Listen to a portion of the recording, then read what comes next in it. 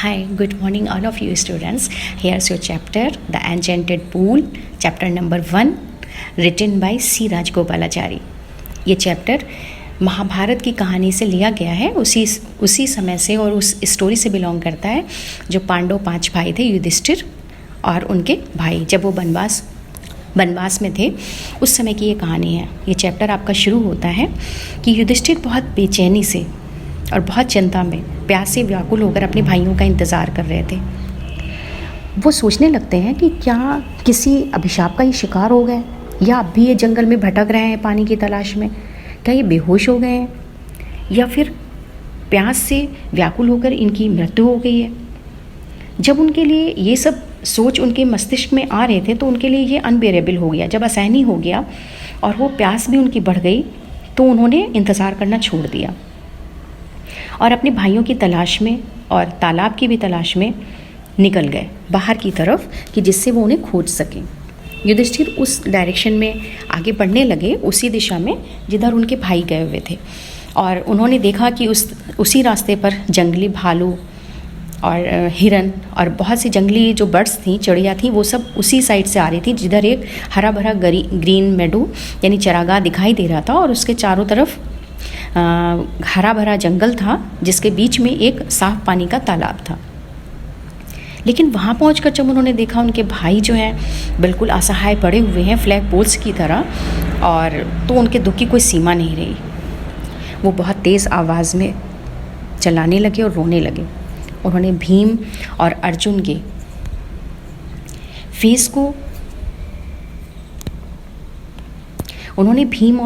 के फेस को छू कर देखा कि वो कितने शांत और स्टिल पड़े हुए थे। तो वो दुख भरी आवाज़ में रोने लगे और उन्होंने कहा कि क्या हमारी जो हमने शपथ ली थी, अपना जो वादा हमने निभाया था, उसका यही अंत होना था। अब जबकि हमारा वनवास बिल्कुल समाप्त होने वाला था, तब तुम सब हमें छोड़ के चले गए, और ऐसे दुख की घड़ी में देवताओं ने भी हमारा साथ नहीं दिया। वो देखते हैं अपने भाइयों के जो शक्तिशाली हाथ और पैर थे, कितने असहाय पड़े हुए थे ये सब। उन्हें बहुत ज़्यादा आश्चर्य होता है ये सोचकर कि आखिर कौन व्यक्ति इतना शक्तिशाली रहा होगा जिसने मेरे भाइयों का ये हाल किया है, उन्हें मार दिया है।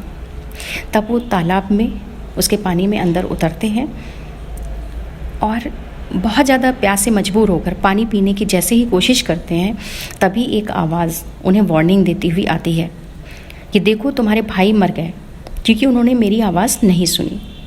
उन्होंने पानी पीने की कोशिश की मेरे सवालों का जवाब दिए बिना। तुम उनकी तरह मत करो, पहले मेरे क्वेश्चंस के आंसर्स दो, उसके बाद तुम अपनी प्यास बुझा सकते हो। ये तालाब मेरा है।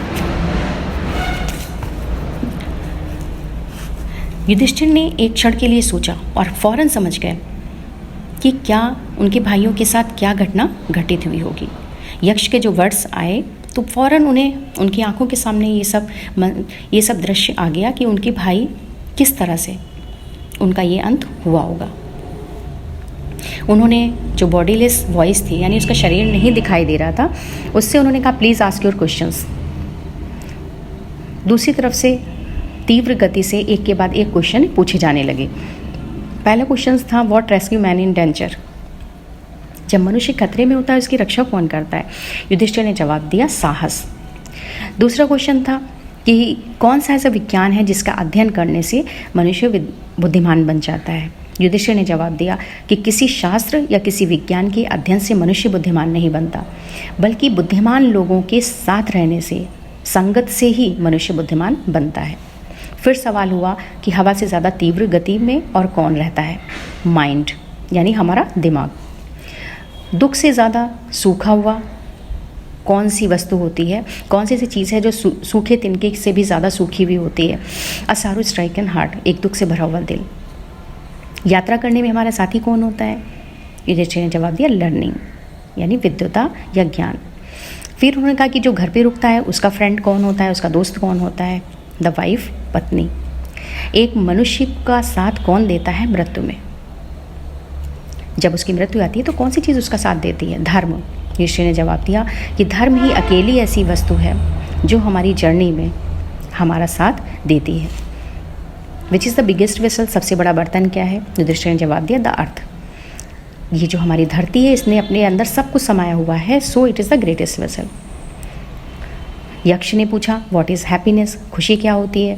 युधिष्ठिर ने बताया कि खुशी जो है अच्छे आचरण का परिणाम होती है। ऐसा क्या है जिसको छोड़ देने से मनुष्य सबका प्यारा बन जाता है।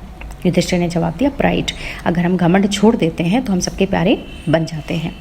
ऐसा कौन सा नुकसान है जिसको छोड़ने से खुशी मिलती है ना कि दुख। युधिष्ठिर ने जवाब दिया एंगर, यानी गुस्सा ऐसी चीज़ है जिसको छोड़ देने से हमें खुशी मिलती है ना कि दुख। फिर उन्होंने पूछा कि ऐसी कौन सी चीज़ है जिसको छोड़ने से मनुष्य धनवान बन जाता है। डिज़ायर। युधिष्ठिर ने कहा इच्छाएं ऐसी वस्तु है जिसको छोड़ देने से, जिसका लालच छोड़ देने से मनुष्य वेल्दी हो जाता है, धनवान बन जाता है। फिर यक्ष ने प्रश्न किया कि what makes one a real ब्राह्मण, एक सच्चा ब्राह्मण कौन होता है। क्या ये बर्थ से, ब्राह्मण के परिवार में जन्म लेने से ब्राह्मण हो जाता है, गुड कंडक्ट अच्छे आचरण से ब्राह्मण हो जाता है, और लर्निंग या विद्वता से। युधिष्ठिर ने जवाब दिया कि birth and learning do not make an ब्राह्मण। ब्राह्मण के परिवार में जन्म लेने से कोई ब्राह्मण नहीं बनता। बहुत सारे वेद पुराण और महाकाव्यों का अध्ययन करने से भी एक ब्राह्मण नहीं बनता है। ओनली गुड कंडक्ट अलोन, केवल अच्छे आचरण ही एक ब्राह्मण को ब्राह्मण बनाते हैं। चाहे कितना भी विद्वान मनुष्य हो जाए, लेकिन वो ब्राह्मण नहीं कहलाएगा अगर उसकी आदतें बुरी हैं। इसी तरह से वो कितने ही वेदों का वो अध्ययन कर ले, उसकी नॉलेज उसे हो जाए, लेकिन अगर वो अपने बैड कंडक्ट को, अपनी बुरी आदतों को, बुरे आचरण को नहीं छोड़ता है तो वो एक निम्न श्रेणी का ही व्यक्ति कहलाएगा। अगला प्रश्न था what is the greatest wonder in the world, इस संसार का सबसे बड़ा आश्चर्य क्या है। तो युधिष्ठिर ने उत्तर दिया कि रोज़ जो मनुष्य हैं वो ये देखते हैं कि कितने ही प्राणी इस संसार से विदा ले रहे हैं, मृत्यु लोक में जा रहे हैं, लेकिन इसके बावजूद भी हर मनुष्य इसी संसार में हमेशा रहना चाहता है। This true is the greatest wonder, यही सच दुनिया का सबसे बड़ा आश्चर्य है। इस प्रकार यक्ष अपने क्वेश्चंस करता गया और युधिष्ठिर उसका जवाब देते गए। अंत में यक्ष ने कहा ओ राजा, अब तुम्हारे जितने भी मृतक भाई हैं इसमें से जिसे तुम कहो किसी एक को मैं जीवन दान दे सकता हूँ। युधिष्ठिर ने एक मोमेंट के लिए, एक क्षण के लिए सोचा, फिर उन्होंने अपनी इच्छा बताई कि जो क्लाउड कॉम्प्लेक्शन है, यानी बादलों के जैसे रंग, कमल के जैसी जिसकी आँखें हैं, और जो बहुत लंबे चौड़े शरीर जिसका है, जिसमें बहुत शक्ति है, जो एबोनी ट्री की तरह पड़ा हुआ है, बिल्कुल ऐसा है, आप इसे जीवित कर दीजिए। यक्ष बहुत खुश हुए इस तरह का आंसर सुनकर। उन्होंने युधिष्ठिर से पूछा कि तुमने नकुल को क्यों चूज़ किया है। भीम को आप कर सकते थे जिसके अंदर 16,000 हाथियों की शक्ति है। मैंने सुना है भीम भी तुम्हें बहुत प्यारा है। और तुम वाई नॉट अर्जुन, तुमने अर्जुन को क्यों नहीं चुना। उसके बाजुओं में, उसकी भुजाओं में तो इतनी शक्ति है जो तुम्हारी हमेशा रक्षा करेगा। मुझे बताओ कि तुमने नकुल को क्यों चूज़ किया है, क्यों उसका चयन किया है अपने सभी भाइयों को छोड़कर। युधिष्ठिर ने जवाब दिया ओ यक्ष, धर्म is the only shield of man, यानी धर्म ही ऐसी शील्ड है जो मनुष्य की रक्षा करता है, भीम और अर्जुन नहीं। अगर धर्म छोड़ दिया जाता है तो मनुष्य पूरी तरह से बर्बाद हो जाता है। मेरे पिता की 2 पत्नियां हैं, मीन्स मेरी 2 माताएं हैं, कुंती और माद्री। मैं कुंती का पुत्र स्वयं जीवित हूँ, तो वो उसे इतना बड़ा दुख नहीं होगा। अगर न्याय के तराजू में बात तौल कर देखी जाए तो मुझे माद्री के पुत्र नकुल को ही जीवित करवाना चाहिए, जो मैंने चूज़ किया है, जो मैंने जिसका चयन किया है। यक्ष बहुत ज़्यादा खुश हुए युधिष्ठिर का ये जवाब सुनकर, उनकी इम्पार्शलिटी देखकर, उनकी निष्पक्षता देखकर, और उन्होंने उनके सभी भाइयों को खुश होकर जीवित कर दिया। ये यम थे, द लॉर्ड ऑफ डेथ, जो मृत्यु के स्वामी हैं। उन्होंने यक्ष के फॉर्म में आकर ये देखने की कोशिश की कि धर्मराज युधिष्ठिर कितने सच्चे हैं, और उनकी सच्चाई की उन्होंने परीक्षा दी, जिसमें युधिष्ठिर पास हो गए। उन्होंने फिर फिजिकल फॉर्म में आकर युधिष्ठिर को गले से लगाया और उन्हें बहुत आशीर्वाद दिया। उसके बाद वो गायब हो गए, चले गए।